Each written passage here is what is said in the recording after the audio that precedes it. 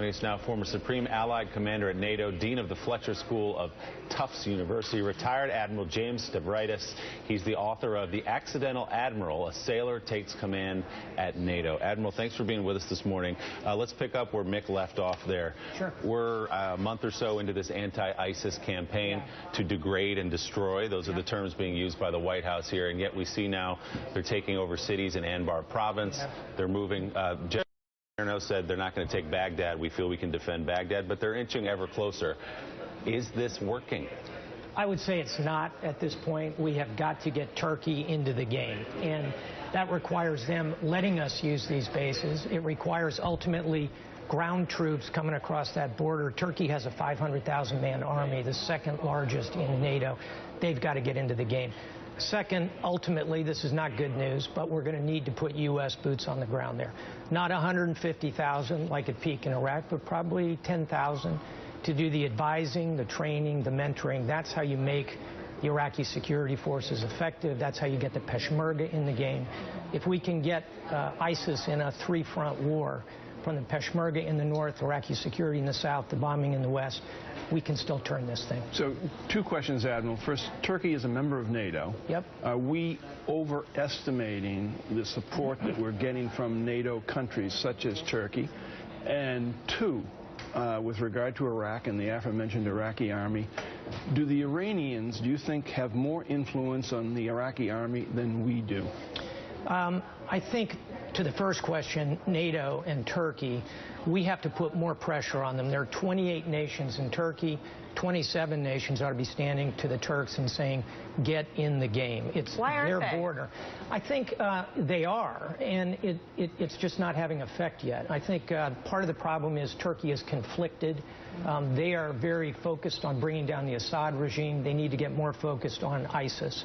To your second question, Mike, on the Iranian influence, the Iranians have a lot of influence in Baghdad. I wouldn't say at this minute they have more than the U.S. because we can put more assets in this game than the Iranians can at this point. And Jim Miklashevsky, jump in. If you talked about reliable forces, are there what other options are there besides U.S. forces? Mick? Oh, yes. Well, you know, some of the Arab allies, at least the U.S. is hopeful that ultimately they will participate. Now, I can tell you that the hopes or the aspirations of people here in this building of getting any of those Arab allies involved in this fight is minimal. And as Admiral Stavridis, and good morning, Admiral, good to see you. As he mentioned a moment ago, it's ultimately going to take American troops on the ground. And if I could ask the Admiral one question about Turkey and the Assad regime, Syria. It appears that Turkey is holding out in an effort to get the U.S. and its allies to, in fact, confront Assad. Is that your take?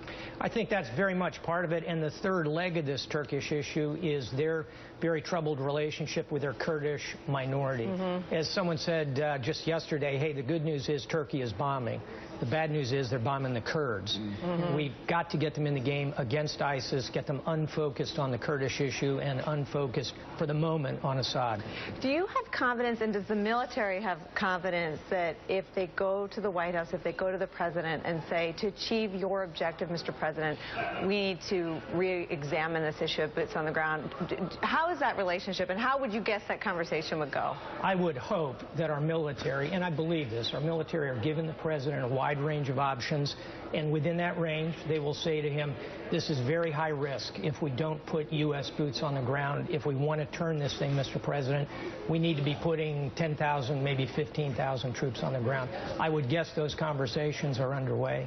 I certainly hope so. Are you surprised the president initially said there will be no American boots on the ground? I'm not surprised. Let's face it, there's enormous Middle East fatigue in the country. The last thing in the world people want is troops back. But I believe we have to confront this, and we can do it without 50,000 troops. What about the use of the word destroy? We're going to destroy ISIS. I mean, basically, how do you destroy an ideology? Yeah, I don't think we are going to destroy ISIS in an ideological sense. We can certainly kill a lot of their mechanisms for reaping destruction and terrorism.